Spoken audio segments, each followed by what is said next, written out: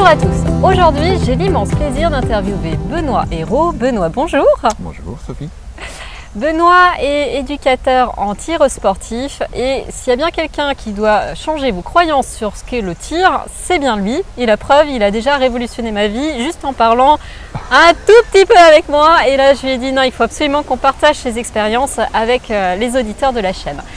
Alors avant d'aller un petit peu plus loin, le tir sportif, on a tous beaucoup d'a priori. Ouais.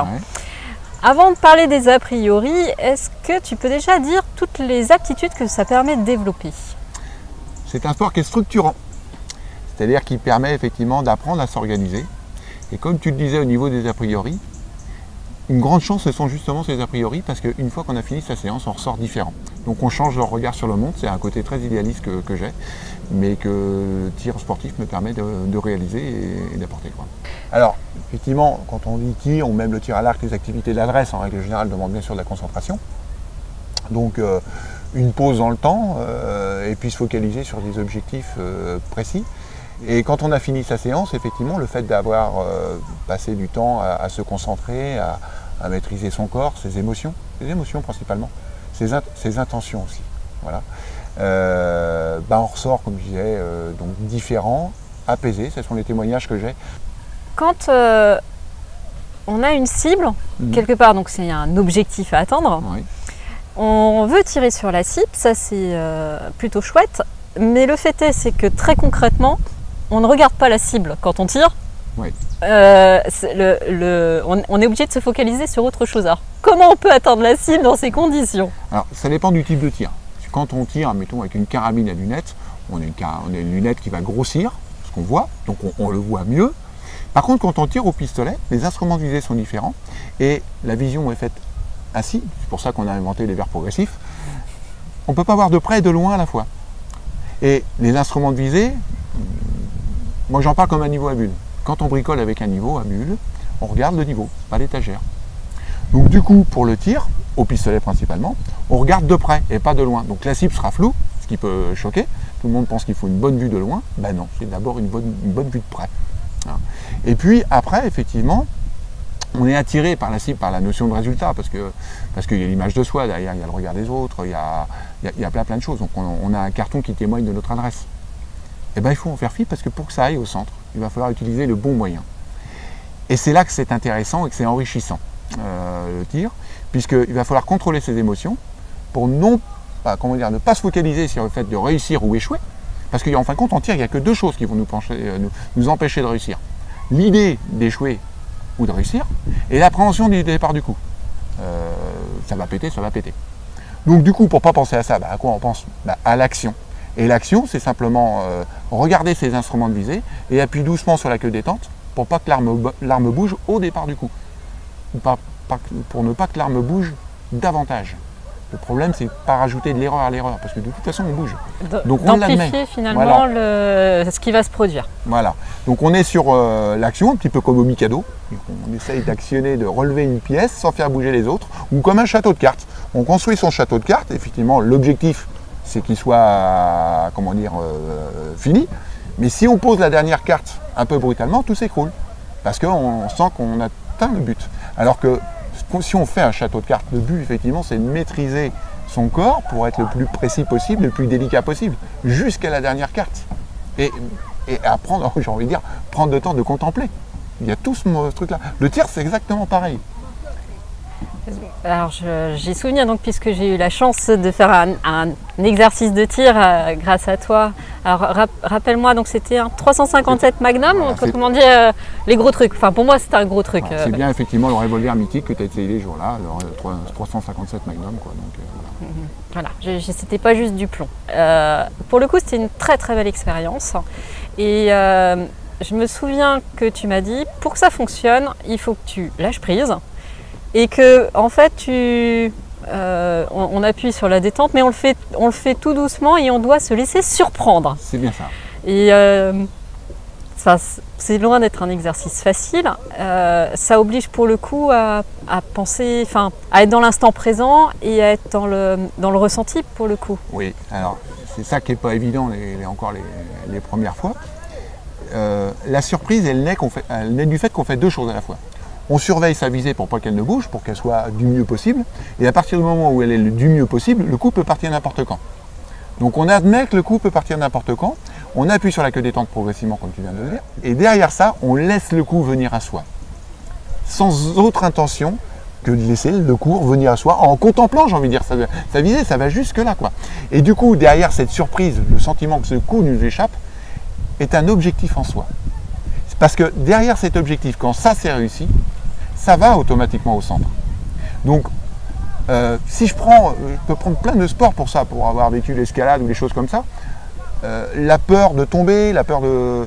Voilà, quand on gravit un mur, on a beau être assuré, il y a quelqu'un qui est derrière, il dit bah, je suis bloqué, bah, monte ta main droite. Bon ok, alors, monte ton pied gauche, pousse main droite et tire pied gauche, ou l'inverse plutôt, tire main droite et pousse pied gauche.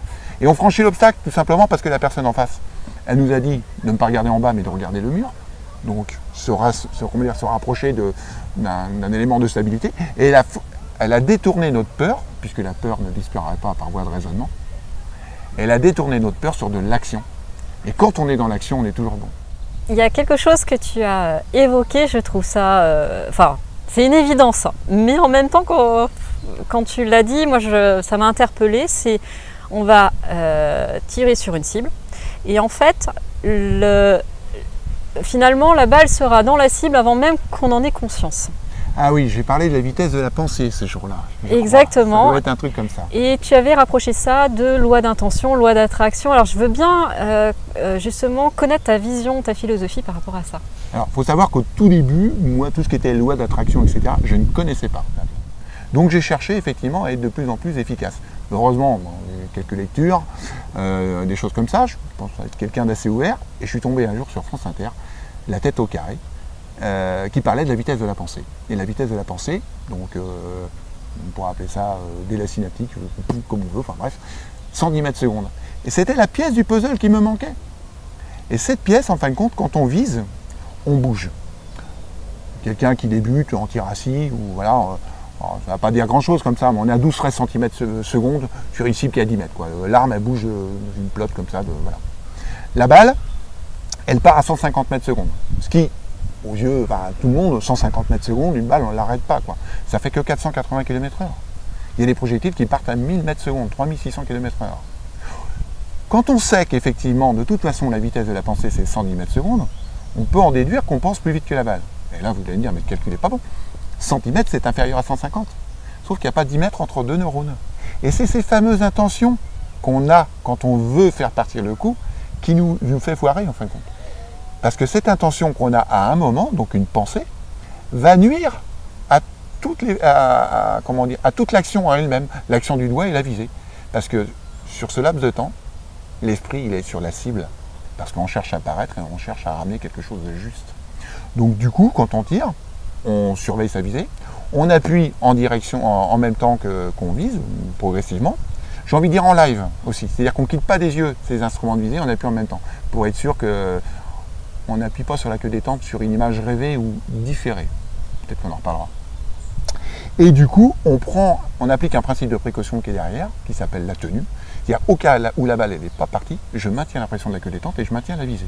S'il y a du recul, l'arme vit, on l'admet. Hein. Et puis s'il n'y en a pas, eh ben, on maintient quelques instants donc, cette action pour être sûr que le plomb sort librement.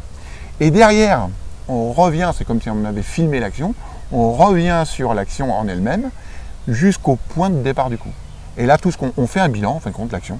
On se dit, bah voilà, est-ce que j'ai appuyé doucement? Oui, mes instruments de visée n'ont pas bougé. Quelle image j'avais au départ du coup? Oui, l'image était juste. Auquel cas, si mon objectif de moyen est réussi, j'ai atteint automatiquement mon but. Et c'est ce qui fait qu'on sait où aller la balle avant de ramener sa cible. C'est en ce sens qu'on ressent différent. Et on pense qu'une fois qu'on a fait l'action, on croit que c'est instantané. Ça ne l'est pas. Il y a un moment, effectivement, on peut prendre conscience que la balle a mis un certain temps pour franchir et que on a le temps d'en penser des choses. Je ne sais plus combien il y a de pensées par jour. On est de l'ordre de 65 à 70 000. Ouais.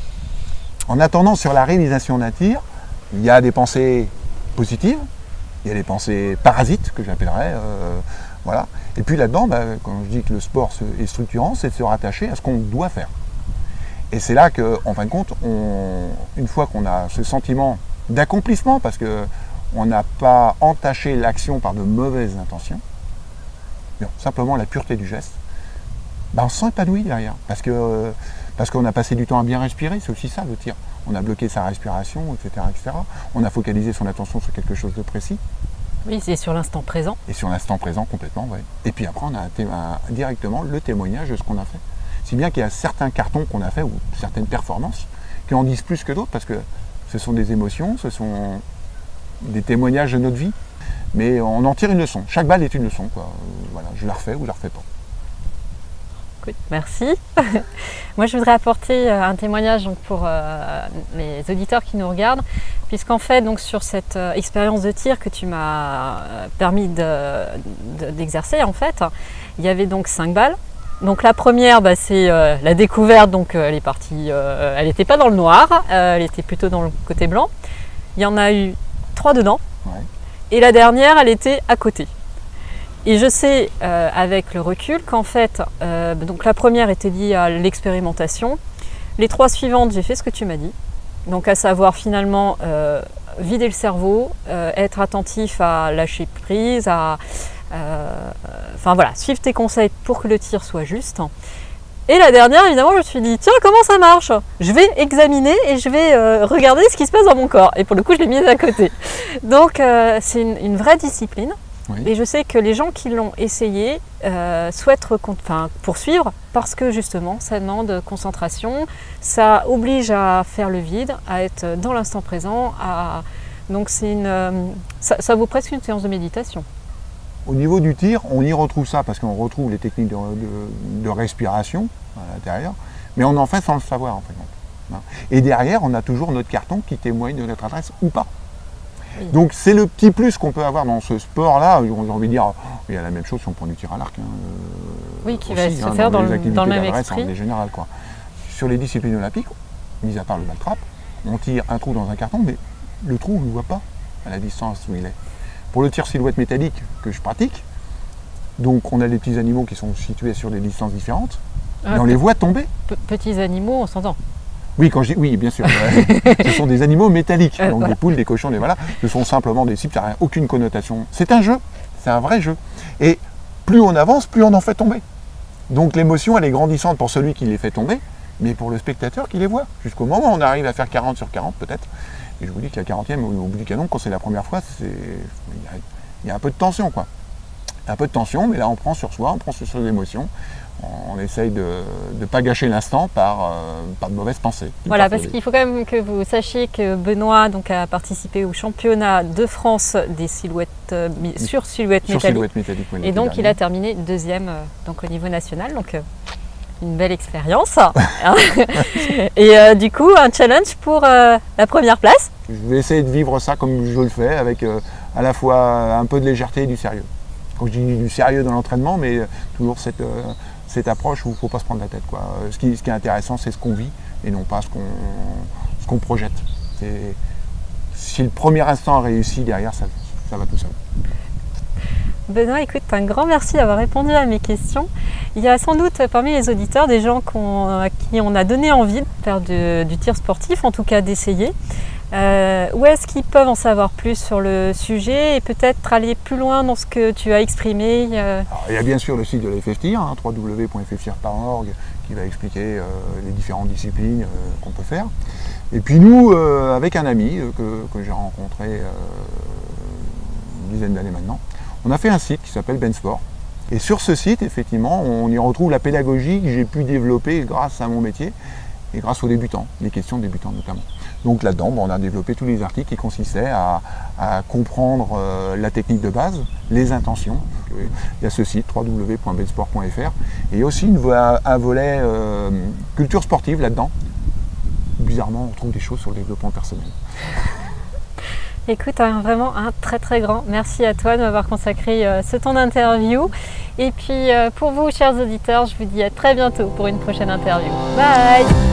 Merci Sophie.